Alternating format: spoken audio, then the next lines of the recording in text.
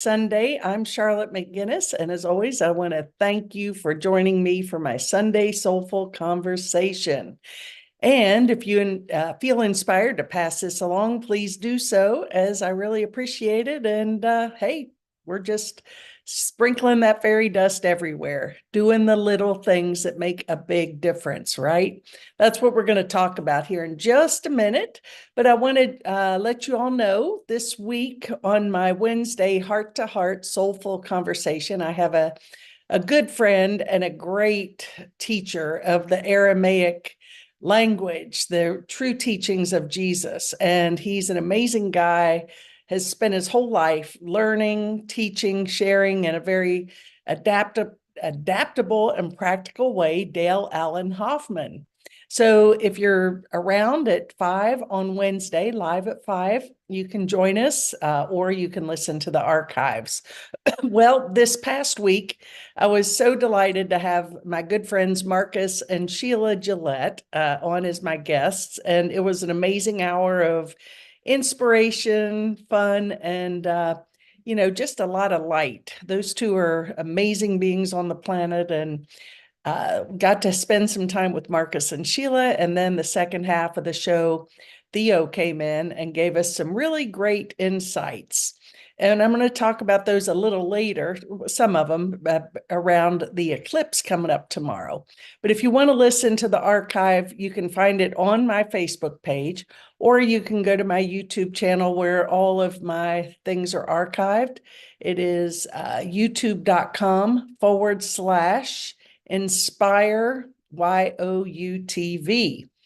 Okay, so also, prayer ministry, always welcoming any prayer requests you have. You can just go to my website, charlottemcginnis.com, click on the link there, submit your prayer, and our team will begin praying for you and your request that they be resolved in the greatest degree of love on all levels. So, I was inspired, my talk today, the little things, okay?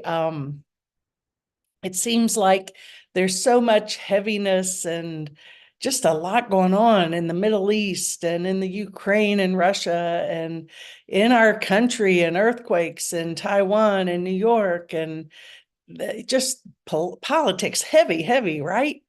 And so we have to do or be aware, be mindful in every moment that we're, staying on track, staying in the light, staying in that still peaceful place, finding inner peace amidst all this craziness in the world.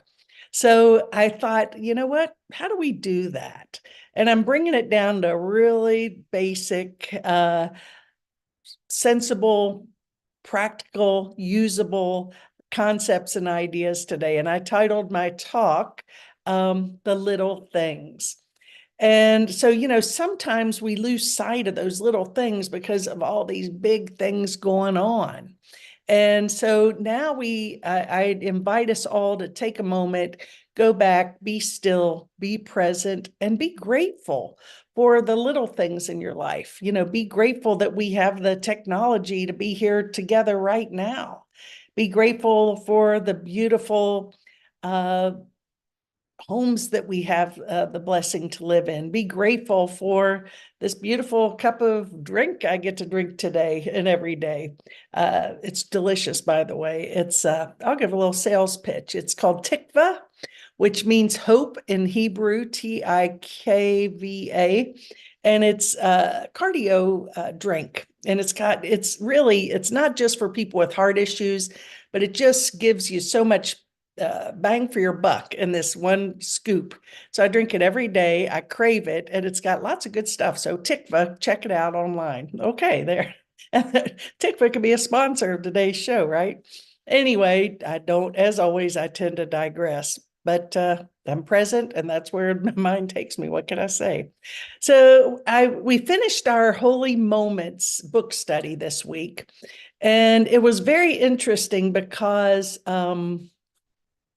the group, it was about, I'd say 12 of us, and we had such a strong bond, very deep conversations, aha moments, And we really could feel the palpability of the peace that we were experiencing in that group each moment, those holy moments. And so much so that the group definitely wants to continue either with the holy moments or something else. And it made me realize this group was, how simple yet powerful those holy moments can be, and how powerful it is when we come together, with a common purpose of finding more peace, finding more meaning, understanding, choosing to be more of a light, a presence of love in the world. And when we got together, what I really gleaned from the group was that, all of our conversations never talked about the big monsters or the big accomplishments or the big anything. Our conversations really came down to the little things. So we're going to talk about little things because the holy moments, I was sharing yesterday, we had our Angel Squad. Reverend Bonnie Dr. Bonnie Barnes Kelly and I do that once a month, and everyone's welcome. It's an opportunity to share, request our prayers, and also take a journey into the universe, sprinkling love everywhere and blessing the world. So it's really a wonderful thing. But we were talking about lots of things, and again, comes back to the simple little things, the gratitude. But I was reminded and shared with the group yesterday that one thing that the Holy Moments book did help me to realize, although I knew it, and I've probably shared it here many times, is, we always, not we and not always, but there is often the statement, why would God let this happen, right? How can God let these horrible things happen? And I don't see it that way at all. I think that the way I see this experience that we're living in, I believe it's a dream, okay?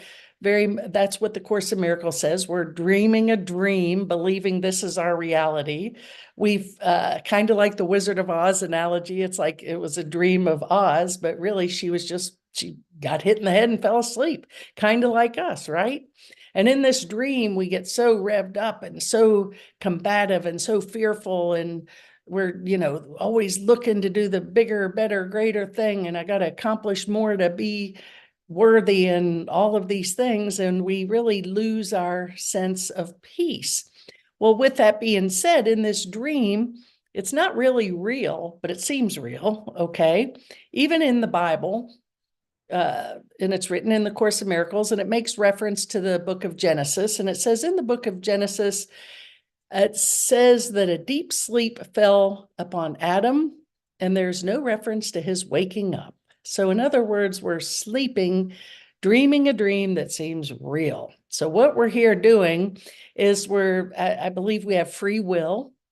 And we're free to create whatever we choose to create. And we're not here to be judged or to judge ourselves or judge another, but rather just learn to co-create with love, align with love. We have in other words, the Holy Spirit is the still small voice within us that leads us to peace, that lifts that veil of fear, judgment, separation, helps us to become lighter, more aware, more peaceful. And so it's about the free will. We can choose the Holy Spirit, our higher self, right? Or we can choose the ego, the darkness in ourselves, and we can be led by either of those moment by moment. So back to, did God make this world so challenged? Did God create this war? Did God make these bad things happen? No.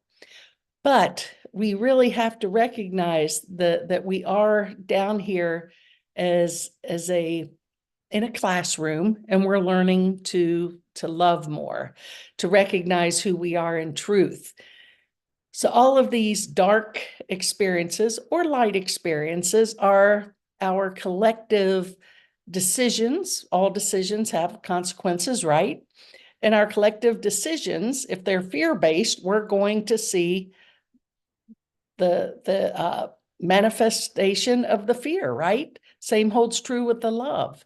So we don't have to go out and do grandiose things necessarily. We really just have to be present in love and be aware of the little things. So just to be clear, God did not create the suffering in this world.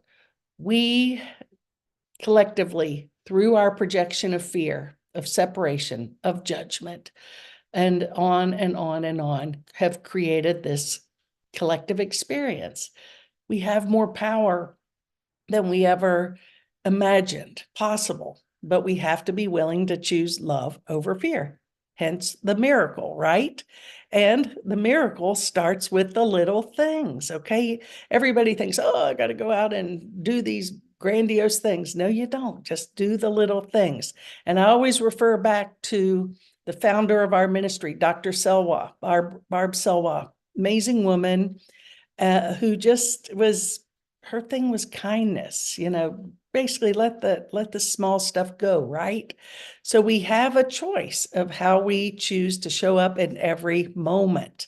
So I find that gratitude is huge. But don't be grateful for, the big things. I mean, yes, be grateful for the big things, but be grateful for this wonderful drink. That first cup of coffee in the morning. Be grateful for your friends. Be grateful for that the sun came up. I read a quote that says, find gratitude in the little things, and your well of gratitude will never run dry. So the little things, don't take any of those for granted, because a lot of little things become the big things, and the little things ultimately are the big things. I'm looking around, and the simple things, as I said in our Holy Moments book study, we spent a whole class talking about our gratitude for birds and our relationship with just feeding the birds and watching the birds, and what kind of bushes and plants attract the birds, and all sorts of things, and the excitement, and everybody was just like, wow, that's so cool, that's amazing. Oh, I'd love to get some of those plants, or oh, what about this or that? And it was really amazing, the little things, and how that focus and intention brought us back to a sense of connection and depth that really did not require anything, again, grandiose. Now that we're into spring, flowers, it's so beautiful after, especially, in Florida, everything's green all year, right? Well, up here in the Carolinas, I do love the four seasons, and I love the winter, even though it gets gray and kind of dismal. I just look at that as a time to rest. But now here we are into spring, okay? And looking outside and driving around the area here, seeing the magnitude and the majesty of all these beautiful colors through the flowers and the trees and the spring. Wow, those little things. Thank you, God, right? Be grateful for those things. They lift your spirit. I said earlier, what else is a little thing to be grateful for? I love, and as many times as I've really made an attempt to choose a healthier option in the morning, I love a good cup of coffee first thing in the morning, first thing I go for. And I love that cup of coffee. And so I've just decided, you know what, now they say it's healthy, so I'm choosing to plug into that matrix that coffee is good for me, and it is good for me. But that is another conversation for another day, right? But just remember this, everything is what we believe it is. I'll leave it at that. How about being grateful for another little thing, a good conversation with somebody, just being able to converse about the weather, friends, maybe a memory from when you were teenagers and good laugh, or maybe a memory of a family member who's no longer here, whatever it is. Or I love conversations on esoteric and spiritual things. Like I find it very interesting. So I'm very curious, and I look into everything, and including the eclipse, which we're going to get to here in a few minutes, because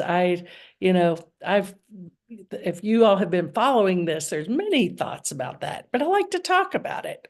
I like to talk about politics. Unfortunately, a lot of people are having difficulty having a civil conversation unless you are in alignment with their beliefs. And interestingly enough, it goes one step further that the political division is really an issue that I watch and I say, wow, I may have leanings one way or another toward whether it be in politics or anything, but I would never wish I don't have that anger and that malice towards the other side. It's amazing. And these are spiritual people that it's very interesting. That's all I'll say. It's just again, interesting. So how about being kind to a stranger? Another little big thing, huge thing. Just be attentive to the person who's checking you out at the grocery store. Just nod and smile at someone in the street. We talk about this a lot, but those are the little things that are the big things. And of course, little things, we're all attracted to kittens, puppies, babies, and hummingbirds, right? Yes, yes, yes, and yes. So be grateful for those, recognize those. Think about how, everybody gets uplifted by kittens, puppies, and babies, and hummingbirds too. Spend more time there. Cooking, I love to cook. That's where I find and it doesn't have to be a big meal. It's just something simple. I just get the ingredients and say, okay, see what comes of it. And usually it turns out okay. Sometimes not as much, but do my best. But I have fun doing it. How about this? Eye contact. I mentioned that a minute ago, but yes, eye contact. Instead of looking away, really make eye contact and smile at someone. It means a lot. And also, two words that we don't hear as much as we used to, and that is please and thank you. And that are two powerful words. Please, thank you. Think about it. Say it a little more. So, sometimes the little opportunities and these little holy moments that come at us each day really do have the bigger impact. So, what we're here to do is really the little things. That's what we're focused on today, and let those build and give us a more wide-eyed anticipation and appreciation of life. I read something earlier this week and I was trying to find it and I couldn't find it, but it was to the effect that, we're always seeking. And I've talked about this many times, obviously, before as well. And it's really nothing new, but, every time we hear something, if we're different, the way we hear something is different. So every time we hear something, it is a little different. And just that reminder that there's nothing we need to do. There's nothing we need to accomplish. We're perfect and complete and whole just as we are, for we were created or are created in the likeness and image of our Creator, of God, of divine love. And if we do nothing else, good or bad, it's just we're complete as we are. And that in itself is a reminder that, we're so programmed to seek and to accomplish and to do this and to build and grow, when what we're really here to do is just sort of sit under the Bodhi tree, right? And just chill and trust the process, right? I found this in scripture from Luke in the Bible, and it says, whoever can be trusted with small things can also be trusted with big things. Whoever is dishonest in little things will be dishonest in big things too. If you cannot be trusted with worldly riches, you will not be trusted with true riches. And if you cannot be trusted with the things that belong to someone else, you can't be given anything of your own. You cannot serve two masters at the same time. You will hate one master and love the other, or you will be loyal to one and not care about the other. You cannot serve God and money at the same time. The Pharisees were listening to all of these things, and they criticized Jesus because they all love money. Well, whether it's money, I would say anything that's an idol. I think that, what I get from this is we put so many things before love, before God, before our Creator. And we're not here to serve two masters. We're here to seek first the kingdom and let everything come from that. And money, by all means, is not evil. And money is the root of all evil. I would have to say the love of money is the root of all evil. What people do with money can be the root of all evil. So, I mean, I love money, but I use it as a means of service. I'm grateful for what I have. So money is not really the issue of this statement, but rather, people often wonder, well, why can't I accomplish this or do this? And we're here to just be trustworthy in everything, even the small things. Don't diminish the value of those, because how we are in the little things is how we are in everything. So give that some thought, because the little things are the big things. So here we are. I'm going to talk about the eclipse. First of all, I just to surmise what is the symbolic and spiritual meaning of a solar eclipse. And by the way, tomorrow, if those of you April 8th have not been tuned into this, is a major eclipse going over. It's actually making an X, and it starts in Texas in the United States and goes up over, I believe, Maine. And there's a lot of, again, I've been looking at it from all levels. I've looked at astrologers and prophecy and just basic science, and just like, it's interesting. And there's many viewpoints about it, but I like to just start with the basic, simple, right? It's a way for humans to connect the outer cosmos to the inner self. These celestial occurrences have been associated with the need for introspection, guidance, and human actions, often reflecting the society's fears, hopes, and beliefs.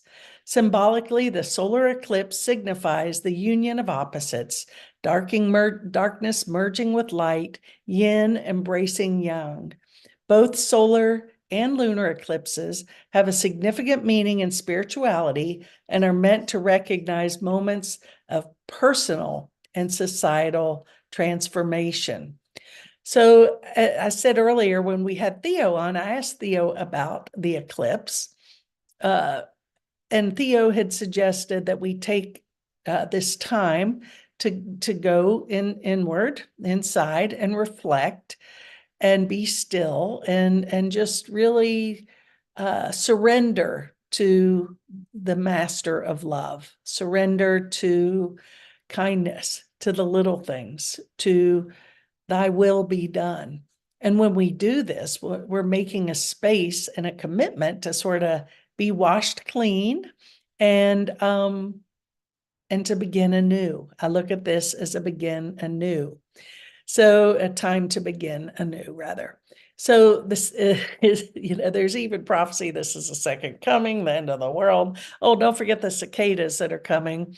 And I don't know if they're coming or not, but I tell you what, I can remember, I don't know if you all have ever been around a cicada infestation, whatever you want to call it. But when I was a youngster, I can remember going to the golf course. I was probably 12. I don't remember what year it was, but there were those cicadas everywhere. It would be crunch, crunch, crunch, crunch. I mean, they were everywhere, all over the grass, just more cicadas than grass. So they're a real thing. So I don't know if they're coming this week or not, but not too worried about any of it, because you know what? The truth of who I am and the truth of who you are, no matter what, is changeless, formless, and eternal, and is fine in all things. So I guess we'll know tomorrow what this eclipse holds for us. I guess it's whatever we choose to make it. I would invite you to reflect, be still, and use tomorrow as a day of contemplation. Well, in closing, I just thought this was sweet. sort of consolidating everything I've shared here today. And it says, and I don't know who Craig Crippen is, but it's a sweet little quote. Oh, what we find when we stop searching. Oh, what we feel when we stop forcing. Oh, what we receive when we stop fearing. And oh, what we become when we just love. So, how about that? What are we becoming? Well, when we just love, only good can come of that. So, hopefully, if the eclipse works out okay, I'll see you next week. Just a joke. Anyway, have a great day, everybody. Enjoy this beautiful weather. It's absolutely fabulous here. Looking forward to getting out, and hope to see you soon. Take care, everybody. Namaste.